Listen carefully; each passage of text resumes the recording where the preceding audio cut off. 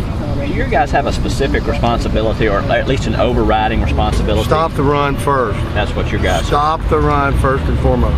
You know, we tell them whenever they get up, lined up their alignment, getting in a good stand. The technique we're working on day in and day out, where their eyes are, and then the biggest thing is if they're in doubt whether it's run pass, we're going to err on stopping the run first. Yeah. So if we line up, we get a key, and I tell them if they don't know where to go, don't go anywhere. Just clean your cleats up, but dang sure don't back up. We're going to work forward first and foremost, stopping the run. Is that a basic rule in the SEC? Stop the run first?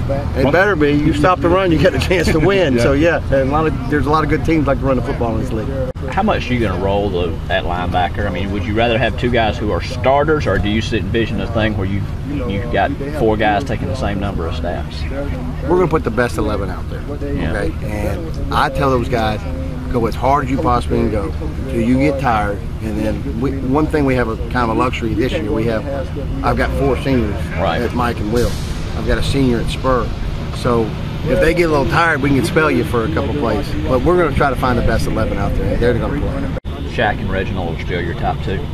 Yes, sir. If we had to play today, it'd still be those same 3 guys: Devontae Holland, Spur, Reggie, and Shaq. How big is it adjustment to go from DeMario's played the first 3 years they played Spur for the most part? Yeah. They go from Spur to outside linebacker, I can see, but go from Spur to middle linebacker. That's a pretty big transition. How's he? One thing that DeMario has, he's smart. He understands. He and Shaq Wilson are 2 very, very smart linebackers.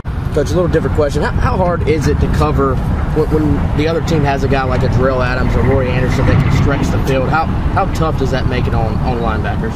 It's, a lot of football is about matchups, and being smart as a coach to be able to tear up some of your matchups, who's covering who and what they're doing, and that's our job. And coach put our best players out there and help them match up on the people they're going against. So that's a week-to-week game plan situation. Is that sort of where you were going with earlier when you said maybe DeMario Jeffrey might not be first string, but if you're going up against a team with all the tight ends and a team that can stretch the field like in Arkansas last year, where you might see a difference in who's playing?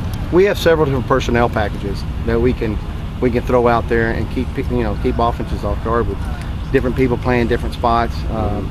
Some of the defenses are very similar, but we got different bodies doing things just because of matchup. Sit back and think, I walked into a pretty good situation here in terms of all these experienced players and the talent that they have on hand to do that. I can coach up here for the games. Yeah, we've talked about Everett Sands and I. We both were new coaches. He's coaching Marcus Lattimore. He's got a stable of guys. And I come in here and I got a bunch of senior linebackers. We're arguing who's got a better job.